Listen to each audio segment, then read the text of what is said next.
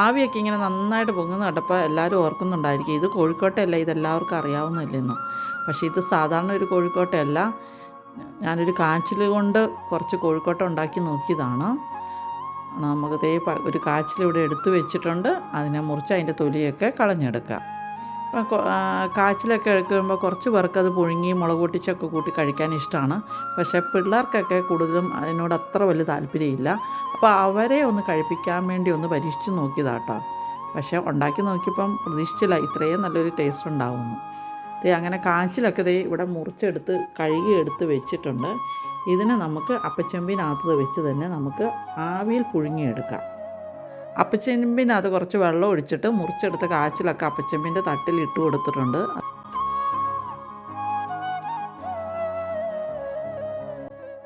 കുറച്ച് സമയം കഴിഞ്ഞപ്പോഴത്തേക്ക് നമ്മുടെ കാച്ചിലുണ്ട് നല്ല ആവിയിൽ നല്ല പഞ്ഞി പോലെ വെന്ത് കിട്ടിയിട്ടുണ്ട്. അപ്പോൾ അതിനകത്തുനിന്ന് കുറച്ച് കാച്ചിലെടുത്തിട്ട് നമുക്ക് നന്നായിട്ട് പൊടിച്ചെടുക്കാം. ഒരു സ്പൂൺ വെച്ചോ അതോ കൈ കൊണ്ടോ ഇത് നന്നായിട്ട് പൊടിച്ചെടുത്തതിന് ശേഷം അതിനകത്തോട്ട് ഞാൻ കുറച്ച് ഗോതമ്പ് പൊടിയാട്ടോ ചേർത്ത് കൊടുക്കുന്നത്. ആവശ്യത്തിന് ഗോതമ്പ് പൊടിയൊക്കെ ചേർത്ത് കൊടുത്ത് നന്നായിട്ട് ഇളക്കിയെടുക്കുക. ആവശ്യത്തിനുള്ള ഉപ്പ് ആഡ് ചെയ്യുക. അതിനുശേഷം കുറച്ച് വെള്ളം ഒഴിച്ച് കൊടുത്ത് നമ്മൾ സാധാരണ കോഴിക്കോട്ടയ്ക്കൊക്കെ കുഴച്ചെടുക്കുന്ന പോലെ നന്നായിട്ട് കുഴച്ചെടുക്കുക.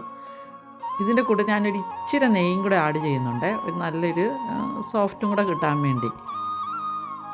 ഇച്ചിരി നെയ്യൊക്കെ ചേർത്ത് കൊടുത്തു കഴിഞ്ഞപ്പോൾ നമ്മുടെ കാച്ചിൽ ഗോതമ്പ് പൊടിക്കകത്ത് കുഴച്ചെടുത്തപ്പോഴത്തേക്ക് നല്ല സോഫ്റ്റായിട്ടുണ്ട്. അപ്പോൾ ഇത് ചെറിയ ഉരുളയാക്കി എടുത്തിട്ട് നമ്മൾ സെയിം കോഴിക്കോട്ടയ്ക്ക് ചെയ്യുന്നത് പോലെ തന്നെ ഉരുട്ടിയെടുത്ത് അതിനകത്ത് ഞാൻ ഇച്ചിരി ശർക്കരയും തേങ്ങയൊക്കെ വെച്ച് കൊടുക്കുന്നുണ്ട്. കുഴച്ചെടുത്ത മാവ് ചെറിയ ഉരുളകളായി ഉരുട്ടിയെടുത്തിട്ട് അതിനകത്തോട്ട് ശർക്കരയും തേങ്ങയും വെച്ച് കൊടുക്കാം. കാച്ചിൽ പുഴുങ്ങി മുളകൊക്കെ പൊട്ടിച്ച് കഴിക്കാനൊക്കെ എല്ലാവർക്കും തന്നെ ഇഷ്ടമാണ്. അപ്പോൾ ചില സമയങ്ങളിൽ നമ്മൾ ഇങ്ങനെ കാച്ചിലൊക്കെ പുഴുങ്ങി കഴിയുമ്പോൾ കുറച്ച് മിച്ചമൊക്കെ വരത്തില്ലേ, ആ മിച്ചമൊക്കെ വരുമ്പോഴത്തേക്ക് വൈകുന്നേരം ചായയുടെ കൂട്ടത്തിൽ ഇങ്ങനെ ഉണ്ടാക്കുകയാണെന്നുണ്ടെങ്കിൽ പിള്ളേർക്കും എല്ലാവർക്കും ഇഷ്ടപ്പെടുകയും ചെയ്യും. പിന്നെ കാച്ചിൽ ഇങ്ങനെ കഴിക്കാൻ ഇഷ്ടമില്ലാത്ത കുഞ്ഞുങ്ങൾക്കാണെങ്കിൽ ഇതുപോലെ ഉണ്ടാക്കി കൊടുത്തു കഴിഞ്ഞാൽ അവർക്ക് ഇഷ്ടമാവുകയും ചെയ്യും. അങ്ങനെ ശർക്കരയും തേങ്ങയൊക്കെ വെച്ച് കൊടുത്ത് എല്ലാം തന്നെ ഉരുട്ടി എടുത്തിട്ടുണ്ട്.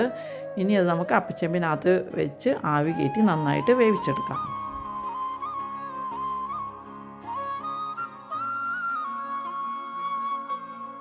കുറച്ച് സമയം കഴിഞ്ഞ് തുറന്നു നോക്കിയപ്പം നമ്മൾ ഉരുട്ടി വെച്ച കോഴിക്കോട്ടയൊക്കെ നന്നായിട്ട് വെന്തിട്ടുണ്ട്. അത് നമുക്കൊന്ന് എടുത്ത് മുറിച്ച് നോക്കാം.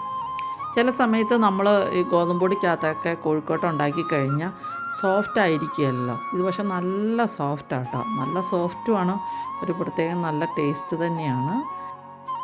ഈ വീഡിയോ കണ്ടിട്ട് ഇഷ്ടപ്പെട്ടവർ ഒന്ന് സബ്സ്ക്രൈബ് ചെയ്യാനും ലൈക്കും ഷെയർ ചെയ്യാനും മറക്കരുത്. ഇങ്ങനെ ഡിഫറെൻ്റ് ആയിട്ടുള്ള ഐറ്റംസുമായിട്ട് ഇനിയും വരുന്നതായിരിക്കും. നല്ലൊരു വീഡിയോ ആയിട്ട് വരുന്ന ഉടൻ വരെ ഗുഡ് ബൈ. Thank you.